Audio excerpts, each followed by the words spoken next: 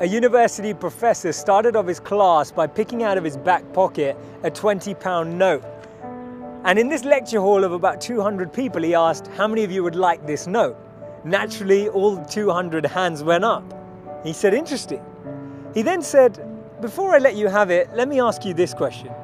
He took the note and folded it in half twice. And then he said, how many of you want this note?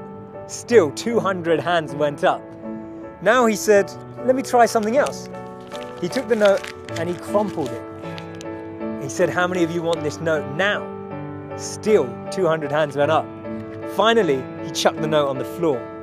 He screwed it with his shoe and crumpled it even more, picked it back up, now with dirt, and said, how many of you want this note?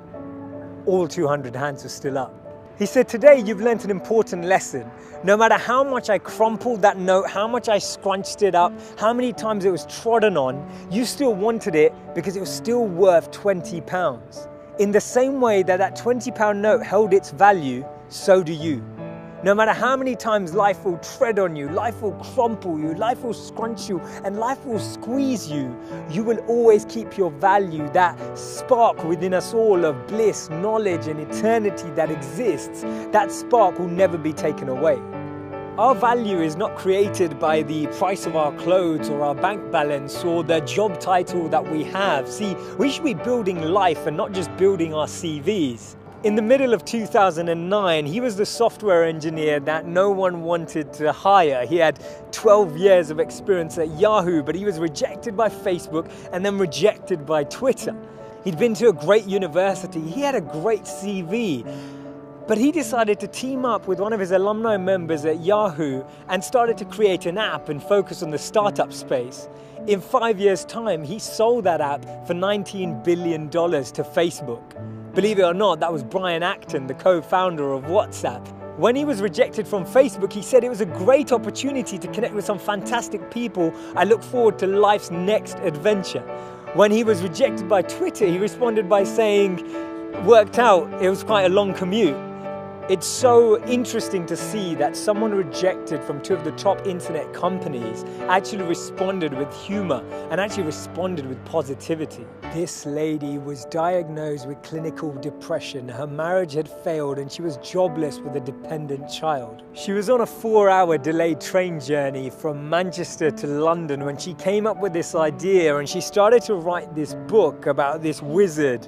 And as she started writing, she then finished her manuscript, took it to 12 publishers and was rejected by all 12. Believe it or not, that's J.K. Rowling. This man watched his first company crumble. He was a Harvard University dropout and his first company's demo didn't even work. He went on to build Microsoft. His name's Bill Gates. Therefore, failure is just a sign that we need to widen our scope. We need to be ready and build ourselves up for the next level. Actually, what we end up achieving is far greater than what we'd envisioned for ourselves. And this divine plan, this orchestration can't be happening without this intervention that occurs, because if we had it our way, we'd just settle, we just accept what we thought was our goal, what we thought we were chasing.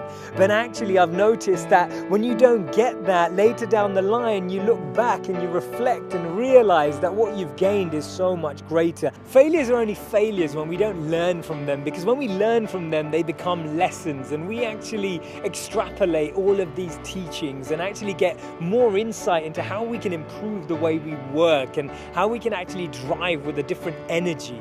The challenge we have is that we only talk about people's failures when they succeed, and that's why they become this taboo, or we feel like their failures never happened. We need to share these stories earlier. We need to bring out these stories and experiences on the journey so that people who are on the journey can actually follow in those footsteps.